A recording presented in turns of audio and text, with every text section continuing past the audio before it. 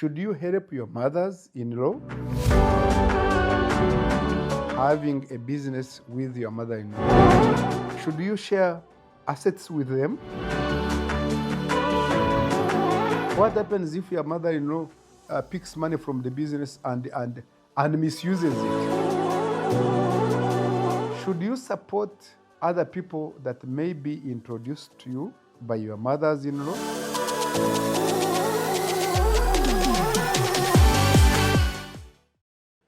Hello, welcome to the Twineyo Show.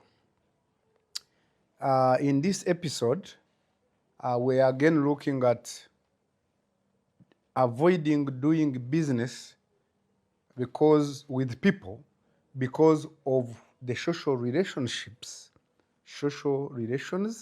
that you have with these people. And in this part, we are looking at having a business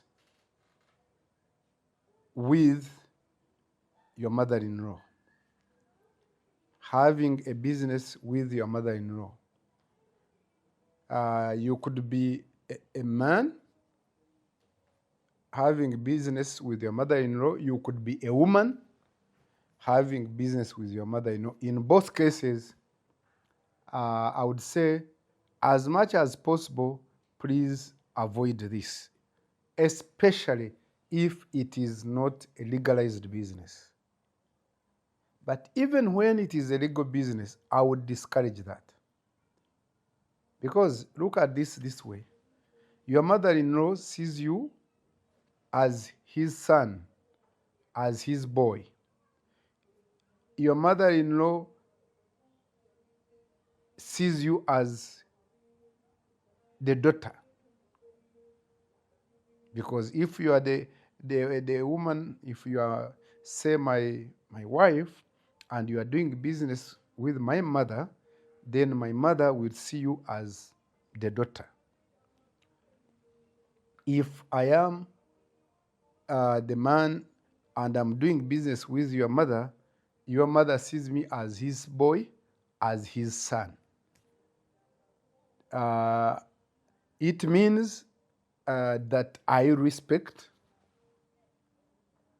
her. It also could mean that I even fear her, and which is also part of respect, and which is okay, because the elders, we respect them, but sometimes that respect has the angle of also fearing them. So we wouldn't want to be directly conflicting with them.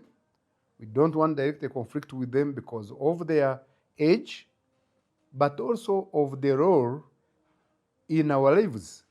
They are our mothers-in-law. So to do business with them, you have to be too careful, even when it is a registered business. Should you share assets with them? Should you share assets with them? Very tricky. Should we share property with them? Very tricky. Can you have shares with them? Very tricky. Because the whole point is you need to leave this high-level social relationship with your mother intact, with your mother-in-law. You need to leave this high-level social relationship with your mother-in-law intact. You need to leave this relationship with your mother-in-law a respectful one. We need to leave this relationship with your mother-in-law of the son and mother, of the daughter and mother. That even in your social life, when you have problems, social problems with your partner or spouse, you need to keep a distance away from your mother-in-law, because your mother-in-law is above this relationship. Your mother-in-law is respected. Your mother-in-law is feared. Your mother-in-law is seen as a parent for both of you. So doing business with them, business is business. In business, you will disagree. In business, there could be things that have not gone on well. In business, you may want to advise your senior, your mother-in-law, and maybe she doesn't take your advice very well, even when you could be the expert, when you could be knowledgeable, even when you could be the person who knows this business very well. So you want to keep the social relations separate and the business relationship separate too. You want to be sure that the social relationship does not spill into your business relationship. So what happens if your mother-in-law picks money from the business and misuses it and doesn't account for it? What happens? What will you do to her? Sue her? Take her to court? Quarrel with her? Go home and push it into your family and you are quarreling and creating conflict with your partner at home because their mother has defaulted, or your mother has picked money from the business, or your mother-in-law has sold the asset which belongs to the business without your knowledge, because as a business partner. What will you do? It is a delicate situation, and in very different circumstances, would I recommend that you should do business with your mother-in-law, even when it is registered, even when it is legal, even when you keep documents. Yeah, be careful. And I'm not saying don't do business with your mother-in-law, because I know some of you are already doing good businesses with your mothers-in-law, and you are being successful, and the business is booming. I am just giving a warning, and in English we say that a stick in time saves nine. A stick in time saves nine. So I'm just sounding a warning that if it is possible and you have not yet started,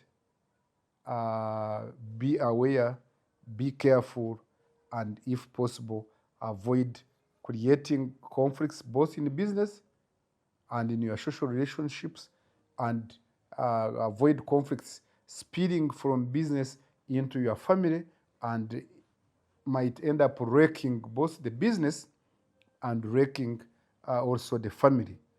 You don't want this. You don't want it.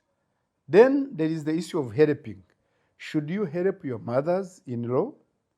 Oh, you people, you should help your mothers-in-law. You should help your mothers-in-law in different aspects, in health, even with money, even with other aspects. Just be careful how much help you can give. Just be careful the limit of your support. Let it not be abused. Let your support and your contribution to your mothers-in-law not be abused. Otherwise, there is because your mothers-in-law are your parents and you have to support them. There is no way you will not support your parents, and your mothers-in-law are your parents. You have to support them. And it is no problem when you are supporting your mothers-in-law. Separate business from supporting or helping your parents, who include your mothers-in-law. Should you support other people that may be introduced to you by your mothers-in-law? Depends. Depends on how much you have. Depends on how your capacity to support. Depends on your pockets. Depends on your wallet. Depends on your overall capacity to support an additional person. Again, if you can, you will support them, and your support should be directly through your mothers-in-law, who are your parents as well. So personally, in this show, we say make money, enjoy life, especially enjoy life experiences, but support others that you can support. And these others include your parents, these others include your siblings, these others include your other relatives, it includes your friends, your community, and faith. So, in a nutshell, every time you want to enter a business relationship, especially an informal business relationship with another person, first think about the social relationship you have with this person. And that should be important for you to think carefully whether you should start business with this person given your social relationship with them. Thank you very much.